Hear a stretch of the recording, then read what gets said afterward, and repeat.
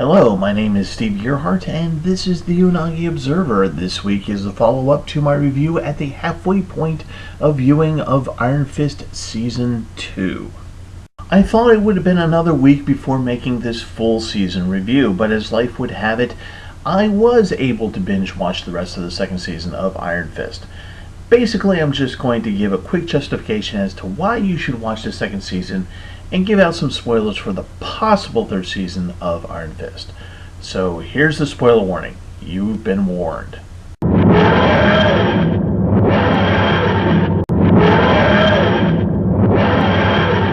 Okay, so watch season 2 of Iron Fist. It is worth your time to do so.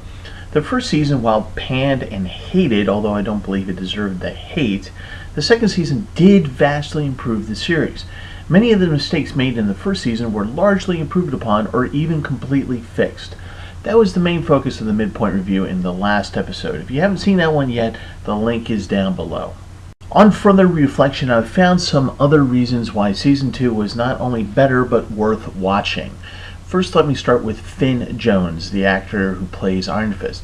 The producers and directors figured out finally that Finn Jones is better off with a strong supporting cast instead of trying to let him shoulder the series alone.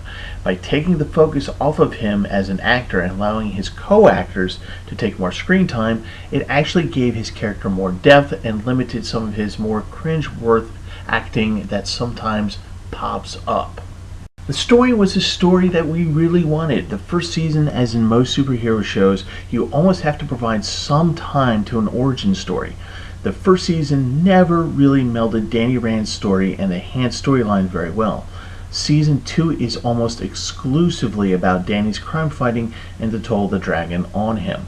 While there were other subplots happening, they melded into the overall storyline more cohesively. So instead of seeing a naive Danny Rand being obnoxious, we see a more seasoned hero and a more matured character. And we had a villain who was basically a good match for the Iron Fist in both power and character, and that was, of course, Davos. There are about 3 subplots that were worked into the second season. A very minor, but with heavy implications at the end, was Colleen Wing's discovery of a family heirloom. And while little attention was paid to that story during the season, the impact of it will help set up the possible season 3 of Iron Fist. The next subplot dealt with Typhoid Mary. Although she was depowered in the Netflix MCU, her story is purposely fragmented due to her schizophrenia. While the writers, I felt, could have done a better job with her, there is great potential with this character.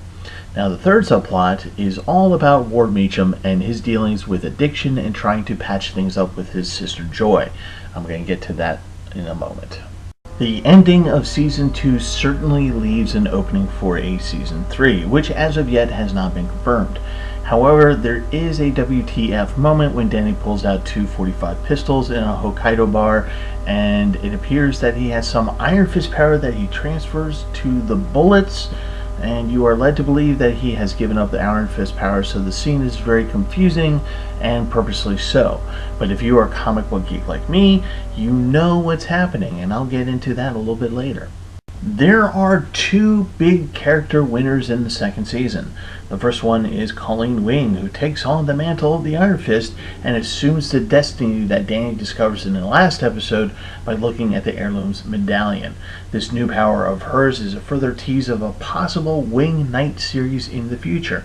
The second winner is the character of Ward Meachum. That character actually winds up shouldering a lot of weight for this season, and the character development by the writers and the acting of Tom Pelphrey are just outstanding. Okay, at this point I want to give you all some Easter eggs and possible Season 3 spoilers and teases.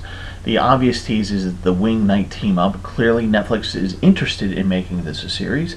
The actresses have good chemistry, as do their characters, and honestly, how cool would it be to see Nightwing restorations in action?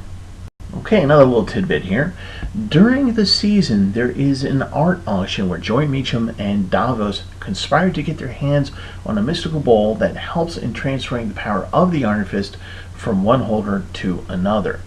The auction is part of a fundraiser called the Erskine exhibit. Erskine, if you know your comic books, was an ally of a previous Iron Fist at the beginning of the 1900s. Okay, here's a little explanation of the ending scene. The ending scene where Ward and Danny are in Hokkaido Bar does two things. As mentioned before, it shows what seems to be a power of the Iron Fist, even though Danny had given it to Colleen Wing. The second thing is that Ward is trying to get information on a man called Orson Randall, who was the owner of the body of a previous immortal Iron Fist.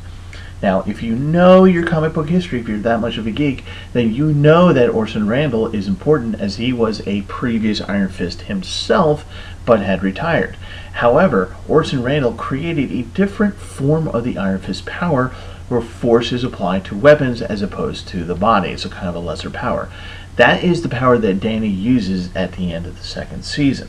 So to me, it appears that there will be a strong push by Netflix to make a season 3 of Iron Fist, where we get to see Ward and Danny work together to help each other find their paths and themselves. In addition, it looks like there's almost certainly going to be a series where there's going to be a team up between Colleen Wing and Misty Knight, where they may possibly go up against Luke Cage. But for us, the viewers, in order to get there, we need to watch the second season of Iron Fist and also let Netflix know that you want more of it.